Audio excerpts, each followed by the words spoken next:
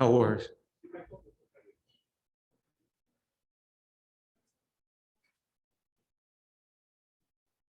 Sino player of the game, Mike? Good evening. Welcome to the post-game press conference. We are here with Rainer Shine, Elasto Painters head coach Chris Gavina.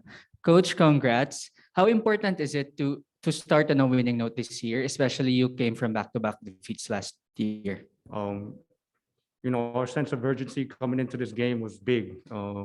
If you get too far down, it's hard to climb up, especially our schedule doesn't get any easier. We still have Alaska, San Miguel teams, and Meralco and NLEX left to go. Terra Firma won uh, earlier today, so we were only one game ahead of them. And from, I believe, 5 to 9, and only one game separates everybody. So every single win becomes important. Coach, can you talk about the addition of Mike Nieto, especially he had a big game, he had a big first game tonight? I've never seen anyone have more rug burns on his first day of practice than Mike Nieto for as long as I've been here. Just credit to the type of player he is, and the intensity and the effort that he brings day in and day out. He probably works harder in practice than in the game. He was just having fun out there. So I'm really glad he came in and injected the energy and the effort for us to come out with the big win tonight. Coach, going back to Mike Nieto, he had 21 points. Was there an effort to really get him going, or it just happened?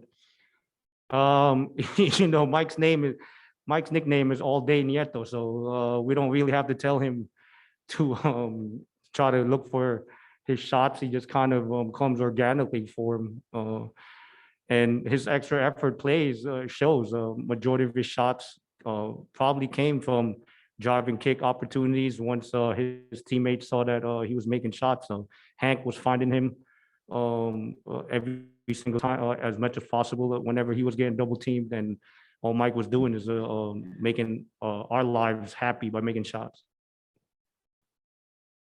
Coach, how big is Mike's addition, considering, especially going deep into the conference? How big is this addition to your chances going forward?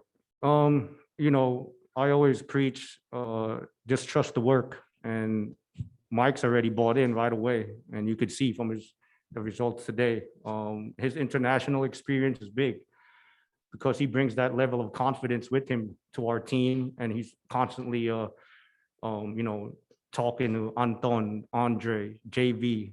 It relieves a lot of pressure from JV and Ray, knowing that we have somebody like that in addition of our roster. So they don't have to put so much pressure on themselves to try to put everything on their shoulders. Coach, can we ask for an update on Ray Nambata? He didn't play today. He just had a slight knee sprain. It's something that he just needs a few days rest for. I think he'll be ready by next Thursday. Coach, just a follow-up. Magnolia mentioned about your team winning over, or your team winning against them during a tune-up game. So, what can you say about your response to that? Because they're saying that it's kind of a wake-up call for them. But how about you? How huge was that tune-up game victory against the top team in the league? After a month-long break, everybody was really aching to get out there and play. We'd gone through a full month of small group training, so we focused a lot on our breakdowns and conditioning, and everyone was just so excited to get on the floor and show the work that we put in. You have to have a certain mindset when you go up against Magnolia. If you come in at even a tune-up game soft, they'll come in and punch you right in the face, and you'll be out by the first half. But we were able to play the way we wanted to play, and we learned a lot about ourselves against them. It's a confidence builder whenever you can pull anything out against a top team like Magnolia.